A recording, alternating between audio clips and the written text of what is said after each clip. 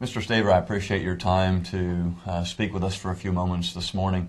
One of the questions I wanted to ask you is, as the author of Amendment 2, would you share with us a little bit of why this is such an important issue to the Christian community? Well, certainly marriage as the union of one man and one woman is the foundation of our society, and in fact it not only has the basis for which we create the next generation, but it provides the best environment for the well-being of children. Children clearly do best when they are raised in the environment with a mom and a dad. If we had same-sex marriage, that would set forth a policy that says that children don't need mothers or fathers. It would permanently preclude a child from ever having the opportunity of either having a mother or a father. This is a critical issue to preserve marriage as one man and one woman, and to make sure that judges don't undermine marriage with the stroke of a pen. What about people who would say that this is kind of an intolerance on the Christian community by trying to put this into the Constitution in Florida? Well, how do you feel about that, and what's your response to that? In fact, it is intolerant not to preserve marriage because it is very damaging and destructive to children if we did not have marriage as the union of one man and one woman. In fact, marriage transcends political ideas, parties, geographical boundaries, and time. It's been always universally understood as the union of one man and one woman. In fact, what has happened, why we've come to this point in history, is because in 2004, 2005, 8 separate lawsuits were filed by those seeking to use the courts to undermine marriage, and as a result, we are moving to put in the Constitution what has been the law of not only Florida, but of every civilized culture for thousands of years. That is, marriage is the union of one man and one woman. Tell us a little bit about what you see the ramifications being if the bill is not passed, if the amendment is not passed.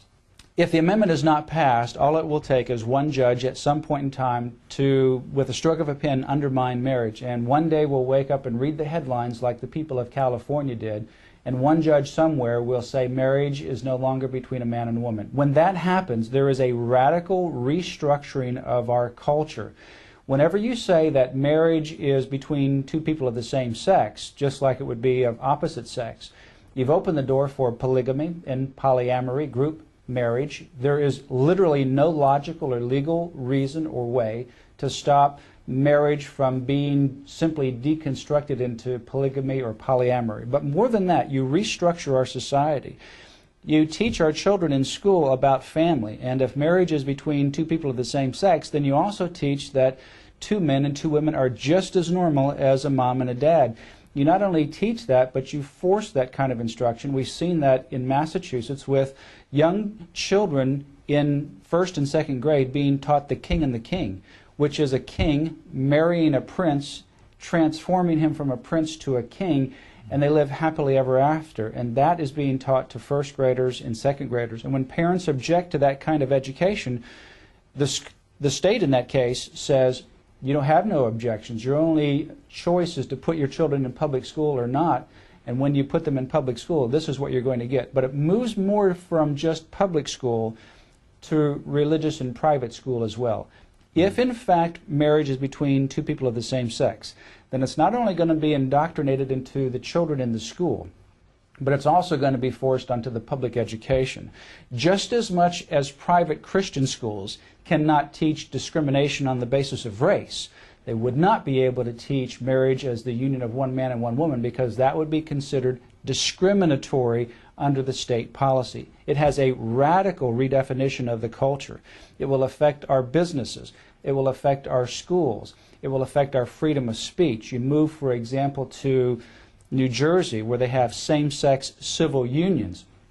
A church there wanted to have its own facility used for weddings only, but when 2 lesbians wanted to have a same-sex civil union commitment ceremony, and the church said, no, that violates our religious beliefs, they received a complaint saying that that was discriminatory. They're still battling that in court, and they've lost their property tax exemption for that particular piece of property. When someone who does wedding catering or photography is asked to do a wedding catering or photographic display for a same-sex marriage, and they say, no, that violates my beliefs, they will be forced to do so. That is happening right now with a photographer who's already had to spend $6,000 in penalties because he would not photograph a same-sex ceremony because he said it was contrary to his religious beliefs. It will affect our free speech, our free exercise of religion. It will change our school curriculum. It will affect our businesses. It radically reorients society. It is not a tolerant movement. It is an absolute, aggressive, dominant movement. Two worldviews are clashing here, and they are not going to be consistent with one another. And the same-sex agenda movement, which actually is very intolerant against anyone that disagrees, will attempt to use the force of law to silence and punish those that disagree with their lifestyle and supports traditional morality.